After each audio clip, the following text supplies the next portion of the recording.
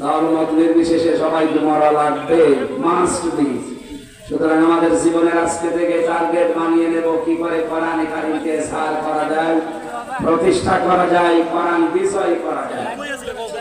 আল্লাহর হালাল করা এই পৃথিবীতে জিনিসগুলো আমরা আঁকড়ে ধরতে পারবো, হারাম বিষয়গুলো আমরা ছেড়ে দিতে পারবো। আদখালাহুল্লাহুল জান্নাহ, নবীজি বলেন আল্লাহ তাকে জান্নাতে প্রবেশ করিয়েই দিয়েছে। তার মানে যে পরিবারে, যে সমাজের, যে রাষ্ট্রে কোরআন প্রতিষ্ঠা হয়ে যায়, কোরআন বিষয় থাকে, সেখানে হালালকে হালাল জেনে মেনে নেওয়া যায়, হারামকে হারাম জেনে ছেড়ে দেওয়া যায়। ওই রকম পরিবেশ যদি কায়েম হয়, তাহলে ওই জায়গাটাকে মিনি জান্নাত বলে আল্লাহ ঘোষণা দিয়েছে। নবীজিকে দিয়ে আল্লাহ বলিয়েছেন আদখালাহুল্লাহুল জান্নাহ, তাকে যেন আল্লাহ জান্নাতে প্রবেশ করিয়েই দিয়েছে। তার মানে আপনি মনে করবেন কোরআন বিষয় হয়ে গেলে আপনি একটা মিনি জান্নাতে আছেন। বলেন আলহামদুলিল্লাহ। সম্মানিত ভাইরা, স্থান কাল মাত্র ভেদে কথা বলা দরকার। এই মেম্বারগুলো, এশিয়ারগুলো একটা আমানত, কিন্তু আজ আমরা বাস্তবতায় এমন জায়গায় আছি, বললেও মার খাবো, না বললেও মার খাবো,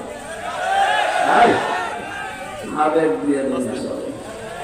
গত পরশু দিনে আমাদের মাননীয় প্রধানমন্ত্রীর বক্তব্য শুনেছেন। 14 দলের সাথে যে বৈঠক ছিল, ওনার শেষ কথাগুলো উনি আশঙ্কা করে বলছিলেন বাংলাদেশের চট্টগ্রামের কয়েকটা জেলা মায়ানমারের কিছু অংশ নিয়ে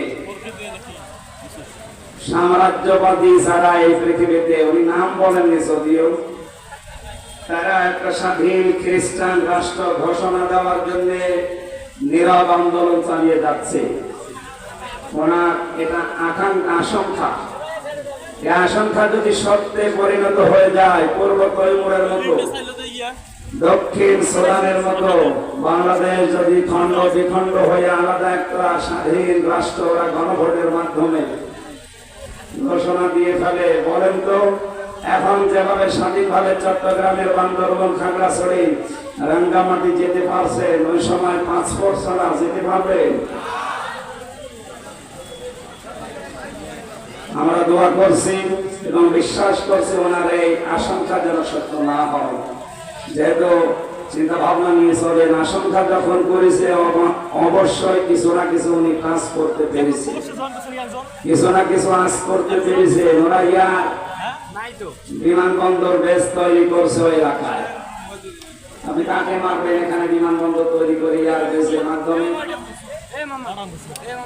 বাংলাদেশরা সবচাইতে টার্নিং পয়েন্ট বান্দরবান, খাগড়াছড়ি, কারণ এই এলাকায় যে সমস্ত সীমান্ত জেলাগুলো, যে তারকাটাগুলো দেওয়া আছে, পাশে যে রাষ্ট্র মায়ানমার, ওদের এই সীমান্ত এলাকাগুলো, ওদের পাহারাদার যারা, রক্ষী যারা খুব দুর্বল। আমাদের যারা আছে, যদিও যারা জান বাজি রাখতে চেষ্টা চালায়, ওরা তো ওই রকম সাহসী না। কারণ এদেশে যারা পাহারা দিচ্ছে প্রশাসনের, তাদের ভেতরে এই চিন্তা আছে, দেশ মাতৃকা রক্ষা করার জন্য যদি জীবন চাই, পরবর্তী অমর একটা জীবন আমি পাবো জান্নাত। কিন্তু পৃথিবীর নিকৃষ্ট জাতি এই বৌদ্ধ, এদের ভেতরে তার এই চিন্তা নেই। এখানে এই লাইনগুলো খুব দুর্বল, না জানি কোন অঘটন ওখানে একটা ঘটিয়ে ফেলে। এই আশঙ্কা প্রধানমন্ত্রী যে পেশ করলেন, আমাদের দায়িত্ব কি তাহলে এখন দল, মত, জাতি, বর্ণ, ধর্ম নির্বিশেষে স্বাধীনতা অক্ষুণ্ণ রাখার জন্য, সার্বভৌমত্ব টিকিয়ে রাখার জন্য, দেশকে যেন খণ্ড বিখণ্ড করে না ফেলে, সেদিকে আমার যারা দেশে 18 কোটি জনগণ আছে, দল, মত, জাতি, বর্ণ আলাদা হতে পারে, কিন্তু দেশকে টিকিয়ে রাখার জন্য এখন আমাদের এক হওয়া লাগবে।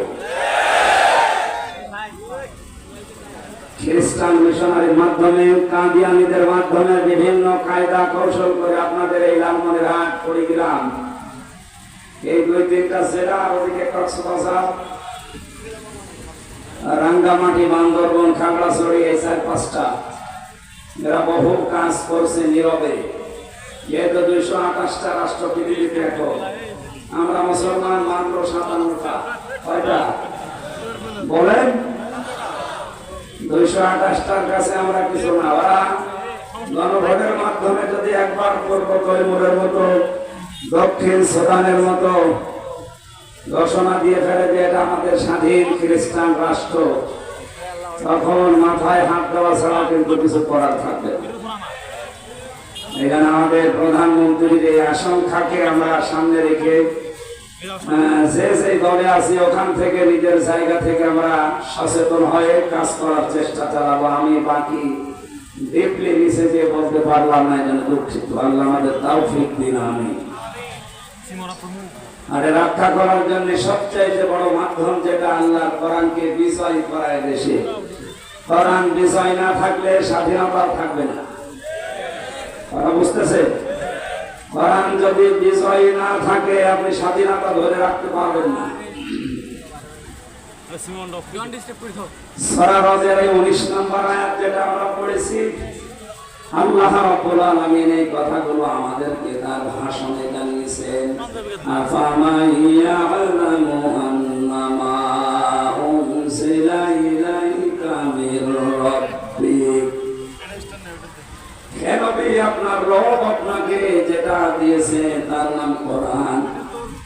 এই কোরআনকে যে সত্য বলে হক বিশ্বাস করে জানে, আর যেটা এর উপরে বিশ্বাস করে না, অন্ধভাবে চলে এর উপরে, আপনি কি দুই দলের মানুষকে এক মনে করেন? কখনোই না। এই দুইটা দলের মানুষ কখনো এক না। ইন্নামা ইয়াতাযাক্কারু উলুল আলবাব, পৃথিবীতে বুদ্ধিমান যারা তারা আল্লাহর উপদেশ গ্রহণ করে থাকে। বলে সুবহানাল্লাহ। মাতৃভাষায় অর্থ বললাম, এবার আসেন আমরা ব্যাখ্যার দিকে যাচ্ছি। খুব অল্প সময় কথা বলবো, আপনারা একটু ধৈর্য ধরেন। খুব অল্প সময় কথা বলবো।